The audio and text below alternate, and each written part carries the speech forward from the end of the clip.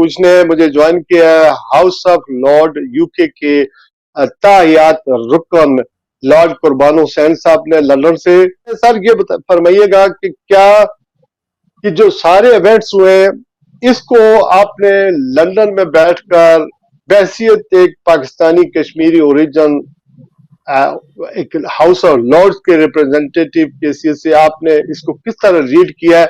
और क्या ये वाकई सीज फायर हुआ है या जंग है जो अभी उसमें पोज हुआ है, और हालात जो कि तू ही है, अगर कोई इंटरनेशनल मीडिएशन नहीं होती तो ओबियसली ये मसला फिर वहीं पर पहुंच जाएगा जहां से ये इसको पोज हुआ है या सीज फायर ना हुई। जी शहजाद साहब, पहले तो शुक्रिया कि आपने मौका दिया अपने प्रोग्राम में। असल में आपके पॉइंट पर आने से पहले मैं आपको एक दो गुजारिशात अर्ज़ कर दूं कि ये जो पुलवामा का इंसिडेंट हुआ है, अनफॉर्चुनेट इंसिडेंट हुआ है जिसमें बहुत सारे बेगुनाह लोग मारे गए हैं, इसमें कुछ चीज़ें बड़ी यानी वाज़िया आई हैं सामने, जिनमें मैं समझता हूँ कि नोटेबल चीज़ें हैं। एक तो यह है कि कश्मीर में इससे पहले भी वाक़यात होते आए हैं, लेकिन टूरिस्ट को कभी भी निशाना नहीं बनाया गया है, और ये एक पहली दफ़ा देखने को आया कि टूरिस्ट आए, और ये हमने यानी ये जो वाक़या है इस पे बरतानवी जो मेरे हम असर दूसरे लोग हैं हाउस ऑफ लॉर्ड के मेंबरान, उनमें से बहुत सारे लोगों के साथ बैठ कर के उसी दिन ये बात जो है वो हमने डिस्कस की कि इससे पहले तो ये होता रहा कि कश्मीर के अंदर पर्टिकुलरली आप दूसरे मामलात को, बॉम्बे या दूसरे जो मामलात थे उनको छोड़ करके कश्मीर में जितने भी मामलात होते रहे हैं LOC को इर्द गिर्द होते रहे हैं, और इंडिया वो क्रॉस बॉर्डर टेररिज्म ये वो कहता रहा है। लेकिन अब की बार जो हुआ है ये LOC से बहुत दूर हुआ है, और फिर वहाँ इतनी बड़ी सिक्योरिटी है, इतना बड़ा वो दुनिया का सबसे बड़ा वो मिलिट्राइज जोन बना हुआ है, और सब कुछ होने के बावजूद LOC से इतने दूर वाक़या हुआ, और फिर वो लोग गायब भी हो गए और पकड़े भी नहीं गए। और ये ऐसी चीज़ है कि हिंदुस्तान का जो बयानिया था उसको मैं समझता हूँ कुछ शुरू ही से जब से हमने बात शुरू की, पहले तो लोग यानी स्ट्रेट अवे इंडियन बयानिया जो है वो यहाँ पर आसानी से बिकता है, तो यानी फ़ौरन लोगों की नज़रें उस तरफ चली गई। लेकिन जिन जिन लोगों के साथ हमारी बातचीत हुई हमने उनसे कहा भाई ये कुछ चीज़ें ख्याल रखने की हैं कि we don't know exactly what is going to happen. लेकिन पाकिस्तान ने तो और हुआ ये है कि हमेशा की तरह अब की बार भी हिंदुस्तान ने फ़ौरन बगैर कोई तहकीकात किए, बगैर कोई इंडिपेंडेंट राय लिए, सारा मीडिया और सियासतदान जो है दौड़ पड़े कि जी ये पाकिस्तान इसके पीछे है, पाकिस्तान कर रहा है, ये कर रहा है, वो कर रहा है। तो इस बार कम अज़ कम हमारे यहाँ जो सियासतदान थे उनको जब पूरी सूरत हाल हमने डिस्कस की तो एटलीस्ट उनको ये फ़ौरन जो इंडियन बयानिया था उसको यानी वो उन्होंने एग्री नहीं किया, और बहुत सारी कम अज़ कम ये सोच आई कि देखते हैं कि आगे क्या होता है, कि क्या बनता है। आगे चल करके जो इंडिया ने एक्शन लिया है वो भी यानी अगर आप समझते हैं कि बैरून मुल्क से कुछ हो रहा है तो आपको कोई हक नहीं पूछता कि आप यानी दूसरे मुल्क पर जाकर के हमला कर दें और कहें जी कि हम खुद ही यानी तलाश करेंगे, खुद ही वो पुलिस का जो भी अदा करते हैं, यानी वकील का भी और जज का भी, और सब कुछ खुद ही एक्शन लेते हैं। ये यूनिलैटरल एक्शन जो है ये भी मगरबी जमहूरियत में इसको को अच्छा नहीं समझा गया, अगरचे यानी जो कुछ गाजा में आगे पीछे हो रहा है उससे इन लोगों को शय मिलती है कि शायद हम भी ये कुछ कर सकते हैं। लेकिन इसको भी यानी मगरब में अच्छे नज़र से नहीं देखा गया कि फ़ौरन ही जाकर के वो अटैक हुआ हिंदुस्तान का, लिहाजा हिंदुस्तान की उसके मामले में भी उसके अपने इमेज में फ़र्क पड़ा है। और आगे चल करके जो उन्होंने यानी पहले तो मस्जिदों को टारगेट किया, ये भी एक यूनिक यानी थी वाक़या था, चूँकि मजहबी मकामात को अटैक करना ये तो जंगों के दौरान भी ऐसा नहीं होता है कि आप जाकर के लोगों के मगरबी जो मजहबी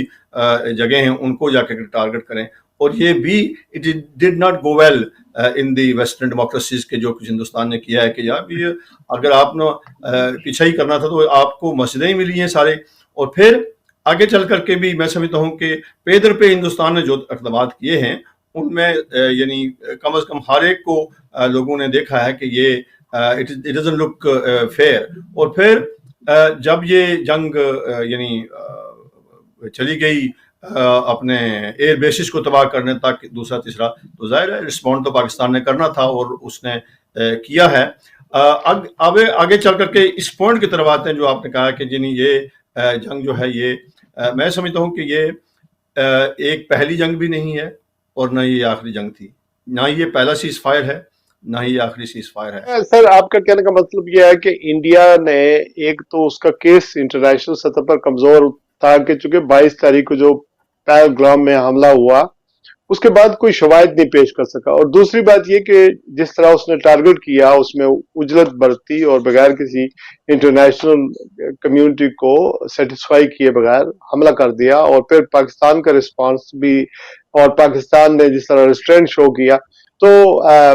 سم ہو ڈپلومیسی بھی نہیں ٹھیک رہی اور لیڈرشپ جو ان کی تھی وہ بھی کمزور نظر آئی، اور انہوں نے اس پہ پہل بھی کی. لیکن پولیٹیشین ہے، ہماری سفارتکاری کیسی دیکھی آپ نے، انڈیا کی سفارتکاری آپ نے کیسے دیکھی، اور پھر جنگ کا فیصلہ کرنا اور بر وقت ایک بڑی طاقت جسے کہتے تھے بہت بڑی عالمی منڈی بننے جا رہا ہے انڈیا کے، چین کے مقابلے میں سپر پاور ہے، بٹ پاکستان کی جو لیڈرشپ ہے انہوں نے فیصلہ کیا، وہ عسکری ہو یا سول ہو، چلو سول نہ صحیح لیکن عسکری قیادت نے فیصلہ تو کیا کہ اتنی بڑی فوج اور اتنا بڑے معاملات اور اس طرح کی اکانومی اور سب کچھ انہوں نے حملہ کیا اور ٹھیک ٹھاک کامیابی سے وہ اپنے ٹارگٹ اچیو کیے. اور اس کے بعد جو پینک ہوا اور اس کے بعد جو ایپیسوڈ سارے ہوئے وہ آپ کے سامنے. How do you see the role of leadership in terms of the foreign policy and so and so? جہاں تک لیڈرشپ کا تعلق ہے، سیاسی لیڈرشپ کی بات ایک طرف ہے، جہاں تک میرا خیال ہے کہ جو ہماری ڈیفنس لیڈرشپ ہے وہ مسلح افواج ہیں، فضائیہ ہے، بحریہ ہے یا بری فوج ہے، وہ ہمیشہ کی طرح چوک و چابند تھی اور وہ کسی بھی ایونٹ سے نبٹنے کے لیے تیار رہی ہے اور آج بھی وہ تیار تھی. اور پھر کچھ عرصے سے چونکہ جب سے یہ پہلگام کا انسیڈنٹ ہوا تھا تو ہندوستان کی طرف سے جس طرح کی گدر ببکیاں جو ہیں وہ چھوڑی جا رہی تھیں، جس طرح کہ وہ باتیں کر رہا تھا مودی صاحب، تو وہ یعنی اس میں تھے کہ شاید وہ ایسا نہ کوئی چونکہ الیکشن بھی انڈیا میں آنے والے تھے اور وہاں وہ رائٹ ونگ کا ووٹ لینے کے لیے یہ یعنی جو ڈیفنس اینالسٹ یا ایکسپرٹس ہیں وہ تو اپنی جگہ، عام آدمی بھی یہ سمجھتا تھا کہ یہ کوئی نہ کوئی شرارت ضرور مودی صاحب کریں گے چونکہ اگلے الیکشن آ رہے ہیں اور ان کے لیے انہوں نے کچھ نہ کچھ کرنا ہے، جس کے لیے پاکستانی جو افواج ہیں وہ تو یقینی طور پر تیار تھے اور انہوں نے وہی کیا جو ان کو کرنا چاہیے تھا. کسی بھی اپنے ملک کے لیے یعنی یہ بہت بڑا واقعہ ہوتا ہے کہ بیرون ملک سے حملہ ہو جائے اور وہ خاموشی سے یعنی بیٹھے رہیں. انہوں نے اچھا اپنا کردار ادا کیا ہے. جہاں تک لیڈرشپ کا تعلق ہے، میں اتنا یہ کہوں گا کہ یہاں مجھے موقع ملا ہے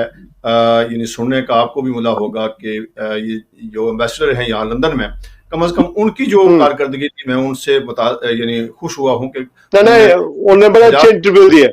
اچھے انٹرویو دیے ہیں اور پاکستان کا جو موقف ہے اس کو انہوں نے اچھی طریقے سے یہاں پیش کیا ہے. باقی وہاں جو پاکستان کی لیڈرشپ ہے، ایک چیز جو کھل کر سامنے آئی ہے کہ دشمن کی طرف سے، پاکستان کے دشمنوں کی طرف سے یہ بار بار کوشش کی گئی کہ وہاں کے جو اندرونی معاملات ہیں ان میں یعنی کی جائے، دراڑ جو ہے وہ مزید ڈالی جائے یا کچھ. لیکن میں سمجھتا ہوں کہ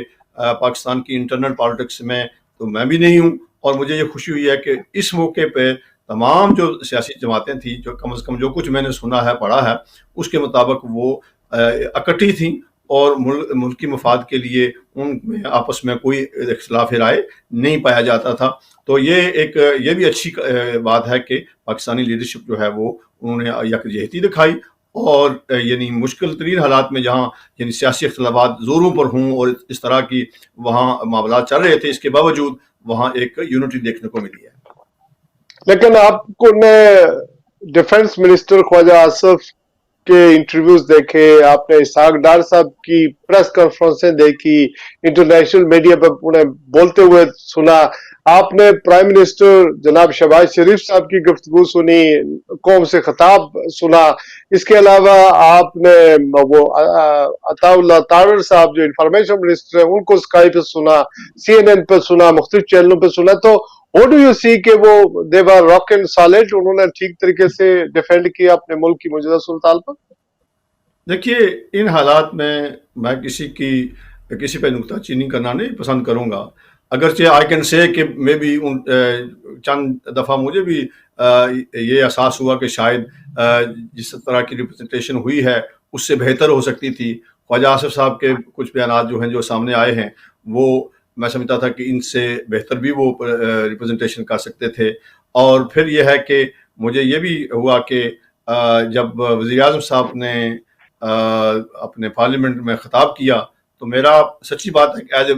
ब्रिटिश पार्लियामेंटेरियन मैं सोच रहा था कि उनका पहला जो चंद जुमले होंगे वो दुनिया की तवज्जो दिलाने की तरफ होंगे कि देखिए हिंदुस्तान ने किस तरह बैनुल अक़वामी कानून की खिलाफ वर्जी की है, हम पे हमला किया है,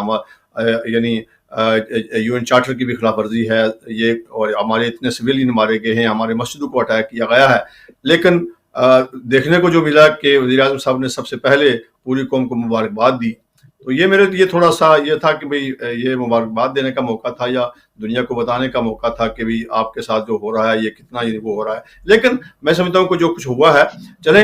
यानी कमजोरियां भी होती हैं, अब हम उनको लेकर के बैठ नहीं सकते हैं। वन कैन ऑलवेज से कि वहाँ यहाँ कमी रह गई है, वहाँ कमी रह गई है, लेकिन ओवरऑल मैं समझता हूँ कि जो यानी पॉलिटिशियन की आपस में यूनिटी थी, कम से कम वो एक अच्छी मिसाल थी। Basic Kashmiri, do you think कि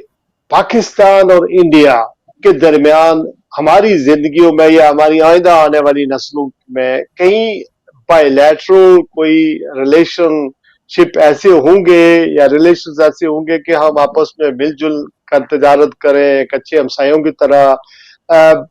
या ये आपको नहीं मुमकिन नहीं लगता? और अगर ये कहीं नेगोशिएशन होती है तो कश्मीर पर पाकिस्तान की डिमांड वही यूनाइटेड नेशन की करारदादें हो या कोई और हल हो? जब डोनाल्ड ट्रंप बीच में पड़ते हैं या अमेरिका पड़ता है तो 2019 में आपने देखा कि वो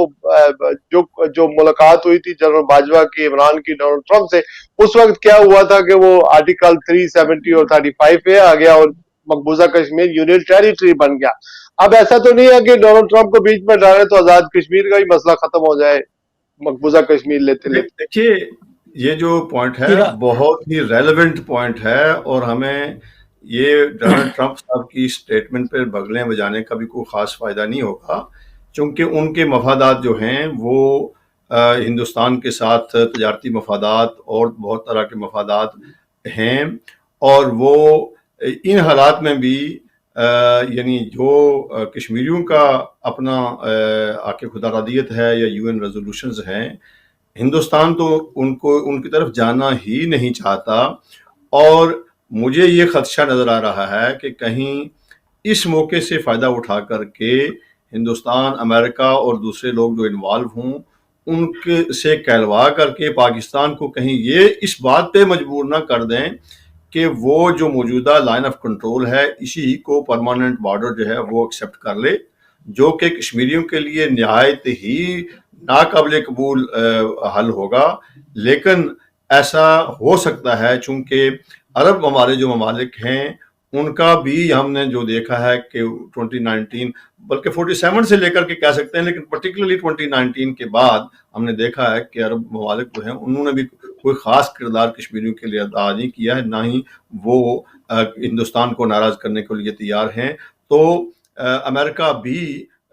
इतना कोई कश्मीरियों का हमदर्द मुझे नहीं पता कि कितना हमदर्द है, लेकिन मुझे ये खदशा ज़रूर है कि पाकिस्तान को इस चीज़ की तरफ मजबूर किया जा सकता है, जिसके लिए as a British origin Kashmiri origin British parliamentarian मैं ये कहूँगा कि पाकिस्तान को किसी ऐसी शर्त के लिए स्ट्रॉन्ग लीडरशिप की ज़रूरत है जो वहाँ नेगोशिएट करे, और ऐसी किसी शर्त के लिए वो मानने को तैयार नहीं होना चाहिए। अगर हम इस वक्त इस हालत में नहीं हैं,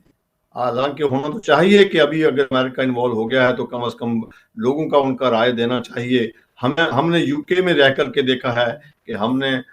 ریفرنڈم دیا ہے اپنے اسکاٹش برادرن کو. ریفرنڈم انہوں نے میں طے کیا کہ ہم برطانیہ کے ساتھ رہنا چاہتے ہیں, لیکن ہم نے, حالانکہ ہم پہ کوئی کمپلشن نہیں تھا, کوئی یو این ریزولوشنز نہیں تھیں, کچھ نہیں تھا, صرف ان کی جو ڈیمانڈ دے کر کے ہم نے کہا تھا کہ ٹھیک ہے جی ریفرنڈم دے ان کو. اس کے بعد بریگزٹ دیکھیں, ایک بہت بڑا فیصلہ تھا, اگرچہ میری پارٹی اور میں بریگزٹ کے خلاف تھے, ہم آج بھی سمجھتے ہیں کہ بریگزٹ ہونا ایک غلط فیصلہ ہوا, لیکن وہ حق لوگوں کو ہم نے دیا برطانیہ میں. برطانیہ والوں نے یہ فیصلہ کیا کہ ہم یورپین یونین سے باہر نکلنا چاہتے ہیں اور ہم نکل آئے. اب یہی جو اصول ہے یہ انڈیا پہ ہم کیوں نہیں یعنی پریس کرتے کہ بھئی آپ بھی لوگوں کو وہ اپنا ووٹ کا حق دیں کہ وہ آپ کے ساتھ رہنا چاہتے ہیں یا نہیں رہنا چاہتے ہیں. اور یہ کوئی آپ آسان بھی نہیں کر رہے ہیں, یونائٹڈ نیشن کی طرف سے آپ پہ ذمہ داری ہے کہ آپ ایسا کریں. اور پھر ہندوستان چونکہ چاہتا ہے کہ وہ یونائٹڈ نیشن کی جو سیکیورٹی کاؤنسل ہے اس کا پرماننٹ ممبر بھی بننا چاہتا ہے. اگر وہ اس کو یہ خواہش ہے تو کم از کم یو این ہی کے جو فیصلے ہیں ان پہ تو عمل درآمد کرے. لیکن میں یہ وہ تو ہونے والا جی میں یہی بات یہ کروں گا کہ پاکستانی لیڈرشپ کو یہ پرماننٹ ایل او سی کو پرماننٹ بارڈر بنانے والی جو شرط ہے یہ منظور نہیں کرنی چاہیے. اگر اب ہم اس پوزیشن میں نہیں ہیں کہ کشمیر کا مسئلہ کشمیری لوگوں کی مرضی کے مطابق حل کرا سکیں, you can always park it up, you can always put it on the side and say we agree to disagree on this. لیکن اس طرف نہ جایا جائے کہ اس کو پرماننٹلی بارڈر بنا کر کے ہمیشہ کے لیے یعنی کشمیریوں کو دو حصوں میں تقسیم کر دیا جائے. میں سمجھتا ہوں کہ یہ ایک غلط بات ہوگی. یا جن ٹی وی اینکروں کو, جن صحافیوں کو پاکستان کی گورنمنٹ نے حالات کی وجہ سے پچھلے 2-3 سالوں میں آف ایئر کر دیا ہے, میں سوائے چند کے 1-2 ہوں گے, باقی جتنے بھی تھے انہوں نے پاکستان کا مقدمہ اپنے یوٹیوب چینلز کے اوپر, یہاں انڈیا کے چینلز کے اوپر یا اچھے طریقے سے پیش کیا اور پاکستان کو ڈیفینڈ کیا. حالانکہ ان کی فالوورز ٹی ویوں کے مقابلے میں, پاکستان کے ٹی وی چینلز کے مقابلے میں بعض کی فالوئنگ تو بہت ہی زیادہ ہے, اور انہوں نے بھرپور طریقے سے امریکہ میں بیٹھ کر, یورپ میں بیٹھ کر بڑا بھرپور پاکستان کے لیے پاکستان کا مقدمہ لڑا اور پاکستان کی فوج کے ساتھ دفاعی اداروں کے ساتھ رہے, جو کہ ایک اچھا اور نیک فعال ہے. اپنا بہت سارا خیال رکھیے گا. آج کے لیے بس اتنا ہی. دعا ہے کہ اللہ تعالیٰ